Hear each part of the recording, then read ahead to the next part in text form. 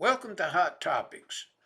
Today's video we're going to discuss a feeder being routed from service equipment, maybe located in a substation or just in another building. But notice the main building in the illustration in the center. This building could be in a substation. It may be located just in another building somewhere, the service equipment. But notice we are routing from this main building to building 1 or to building 2, and it would be a feeder. Now, in the 1993 code, in previous editions of the code, the building number 2 was the way the feeder would be routed. And then notice that ground did conductor, neutral, equipment ground, bonding jumper. It served all those functions. And notice that it was connected into the earth ground. But the main thing, notice that it served as a bonding jumper to bond the electrode to earth ground from building 2 back over to the main building. And notice it served as a neutral conductor, and it served as an equipment grounding conductor, so to speak. And this was the main rule. This is what you had to do.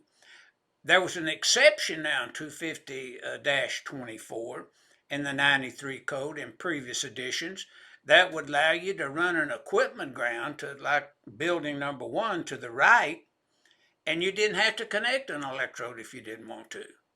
In other words, everything could be grounded back to this electrode at the main building. But in 1999, the code panel rewrote Article 250. And the building number 1 method is the way you would have to route that feeder and connect the neutral and the equipment ground. In other words, you had to pull a separate neutral and you would pull a separate equipment ground.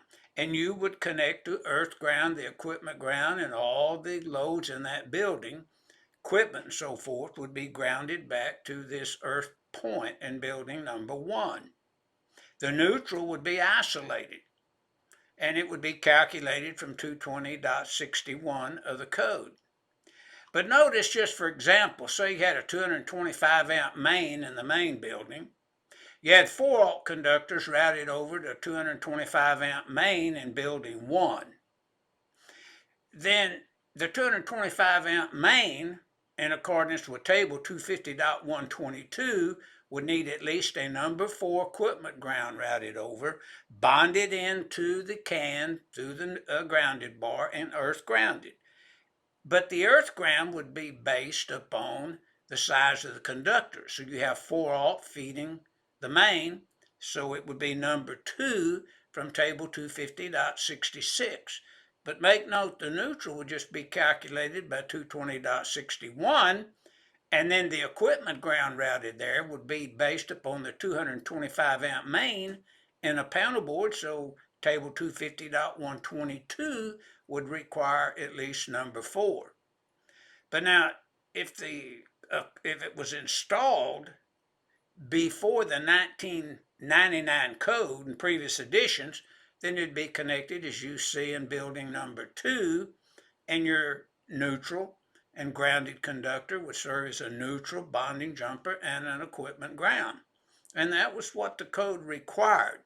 So the question come in about some existing buildings that were fed from a main building, and a main was in the main buildings feeding, I think it's 2 or 3 buildings, and they were all connected, as you see in building number 2 to the left, existing.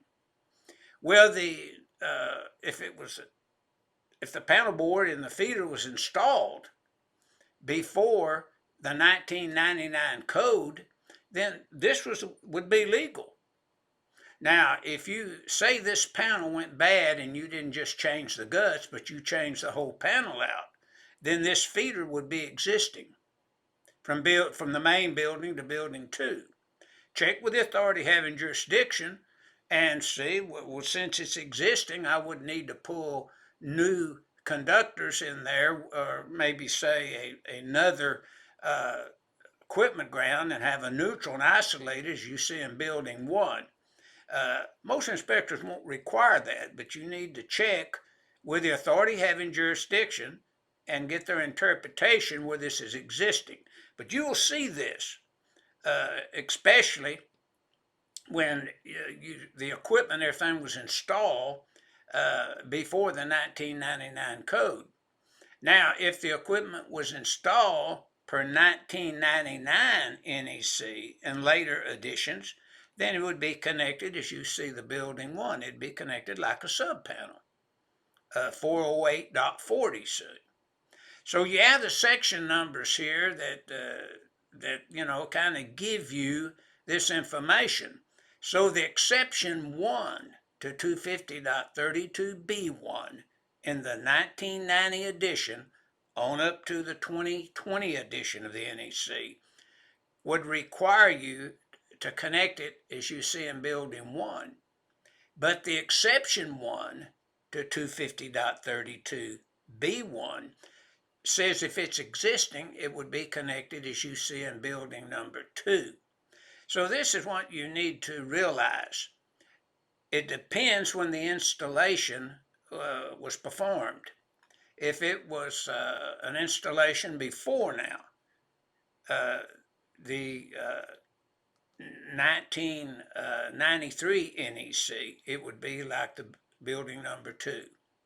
Anytime it was installed, prior to the 1993 NEC, 1999 on up, it would be like the building number 1.